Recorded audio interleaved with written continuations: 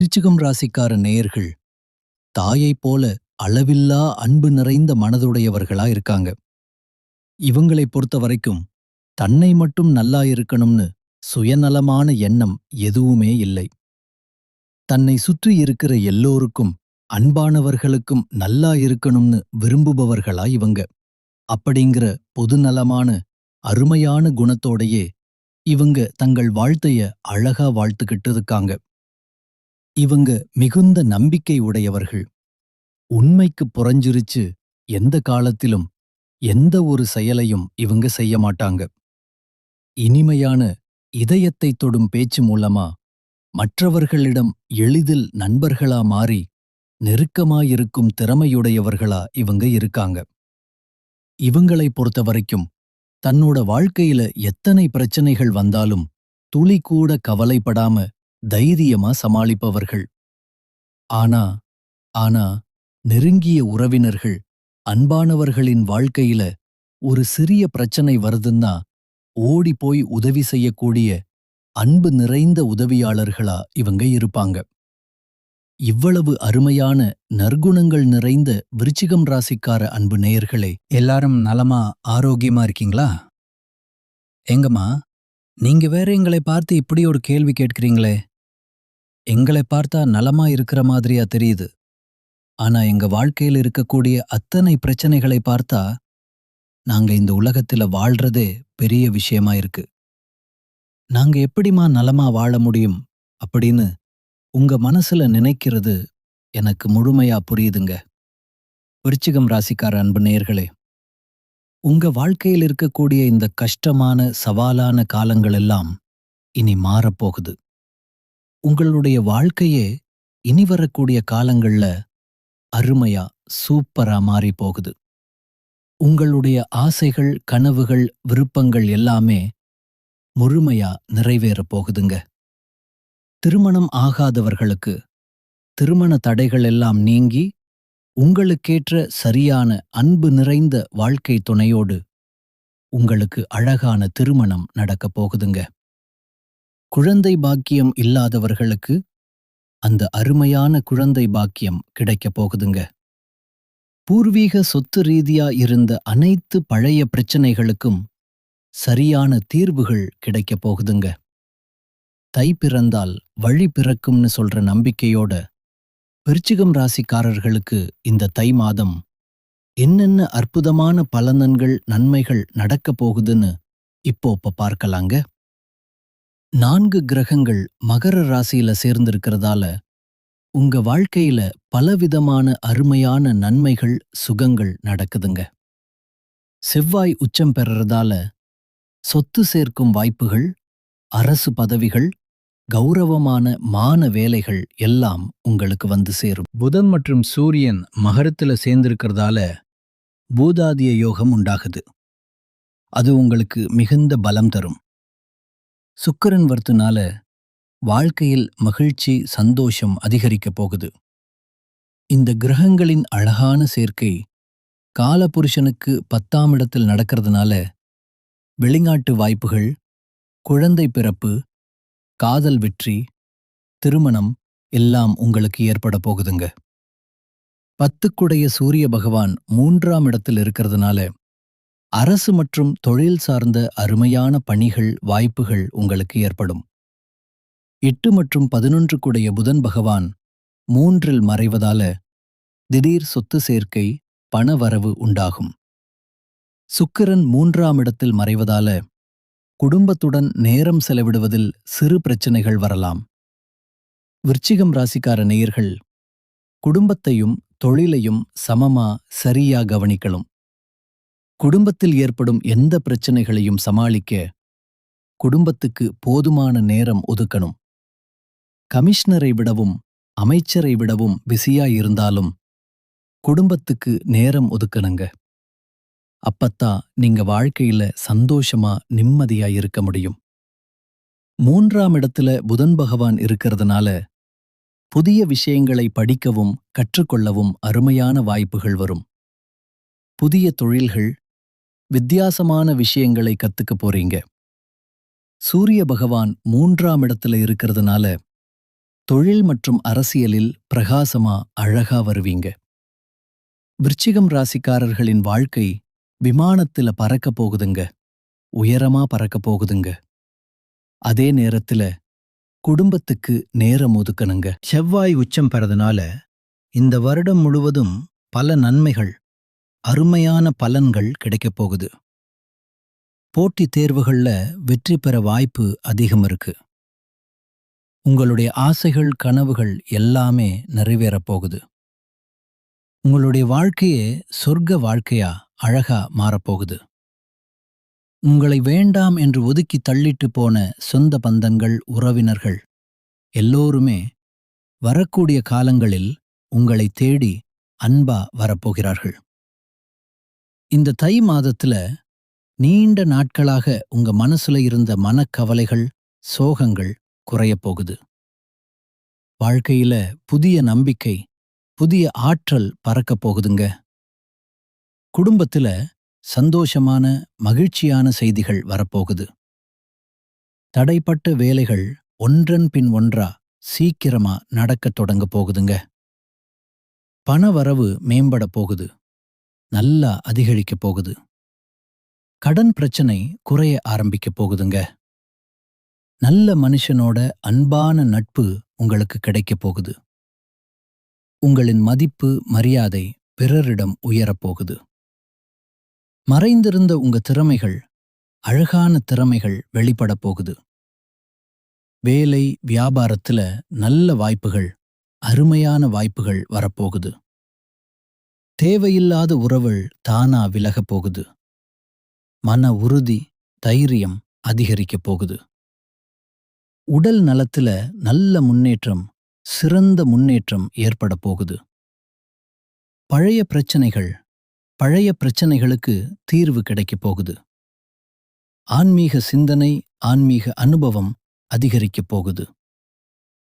உங்களுக்கான சரியான முடிவுகளை தெளிவா எடுக்கத் தொடங்க போறீங்க. நீண்ட நாள் ஆசைகள் நிறைவேற வாய்ப்புகள் வரப்போகுது.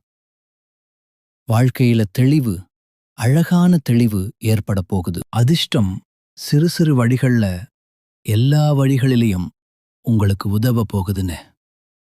உங்களுடைய வாழ்க்கையில பலவிதமான அழகான மாற்றங்கள், நல்ல மாற்றங்கள் வரப்போகுது. உங்களுடைய ஆசைகள், கனவுகள் எல்லாமே முழுமையா நிறைவேறப் போகுதுன்னு. உங்களை வேண்டாம் என்று உதறி தள்ளிட்டு போன சொந்த பந்தங்கள் எல்லோருமே இனி வரக்கூடிய காலங்களில் உங்களை தேடி அன்பா வரப்போகிறார்கள். உங்கள் வாழ்க்கை அருமையான, சூப்பரான வாழ்க்கையா இருக்கப் போகுதுங்க. நீங்க இந்த தை மாதத்துல சற்று கவனமா இருக்க வேண்டிய முக்கிய விஷயங்கள் என்னன்னு இப்போ பார்க்கலாங்க. அவசர முடிவுகளை, திடீர் முடிவுகளை தவிர்ப்பது நல்லதுங்க. கோவமா பேசாம சொற்களை கட்டுப்பாட்டோட அமைதியா பேசி பழகிக்கோங்க. பண விஷயங்கள்ல திடீர் செலவுகளை குறைக்கிறது, கட்டுப்படுத்துவது நல்லதுங்க. கடன் கொடுத்தல், வாங்கல் எல்லாலையும் கவனத்தோட சரியா இருந்துக்கோங்க. தேவையில்லாத வாக்குவாதங்கள்ல, சச்சரவுகள்ல ஈடுபடாதீங்க. உறவுகள்ல தவறான புரிதல், புரியாமை வராம தெளிவா, அன்பா பேசுங்க. உடல் நிலத்தை அலட்சியம் செய்ய வேண்டாங்க. கவனமா காப்போங்க. தூக்கம் குறைவா விடாதீங்க. போதுமான தூக்கம் எடுத்துக்கோங்க. பழைய பிரச்சனைகளை மீண்டும் கலரவோ, நினைவுபடுத்திக் கொள்ளவோ வேண்டாம். ரகசிய விஷயங்களை யார்கிட்டையும் பகிர்ந்து விட வேண்டாம். சமூக ஊடகங்கள்ல தேவையில்லாத பதிவுகள், கமெண்ட்கள் போடுவதை தவிர்ப்பது நல்லது. உணவு பழக்கத்தில் கட்டுப்பாடு, சரியான கட்டுப்பாடு அவசியம். நம்பிக்கை இல்லாதவரிடம் அதிகம் பழகி நெருக்கமா இருக்க வேண்டாம். கையெழுத்து ஒப்பந்தங்கள், பேப்பர்கள்ல கவனமா, முழு கவனத்தோட இருந்துக்கோங்க. வாக்குறுதிகளை எளிதா தடுக்காம கொடுக்காதீங்க. மனதை காயப்படுத்தும் பழைய நினைவுகள்ல சிக்கிக் கொள்ளாதீங்க. பொறாமை, ஒப்பீடுகளை முழுமையா தவிர்த்துங்க. பயணம் செய்யும்போது கூடுதல் கவனமா, பாதுகாப்பா இருந்துக்கோங்க. பெற்றோர் மூத்தவர்களின் அறிவுரை, அன்பான அறிவுரைய மதிச்சுக்கோங்க. தேவையான இடங்கள்ல இல்லைன்னு சொல்லி கற்றுக்கொள்ளுங்க. அப்பத்தான் நீங்க வாழ்க்கையில எந்த ஒரு பிரச்சனையிலையும் சிக்கிக் கொள்ளாம அமைதியா இருக்க முடியும். அடுத்ததா, நம்முடைய விருச்சிகம் ராசியில இருக்கக்கூடிய ஒவ்வொரு நட்சத்திரக்காரர்களுக்கும் இந்த தை மாதம் எப்படி அருமையா இருக்குன்னு பார்க்கலாங்க. நம்முடைய விருச்சிகம் ராசியில் இருக்கக்கூடிய முதல் நட்சத்திரம் விசாகம் 4ஆம் பாதம். உங்களுக்கு இந்த மாதம் எப்படி சூப்பரா இருக்குன்னு பார்க்கலாங்க. குடும்பத்துல குதூகலம், மகிழ்ச்சி அதிகரிக்க போகுதுங்க.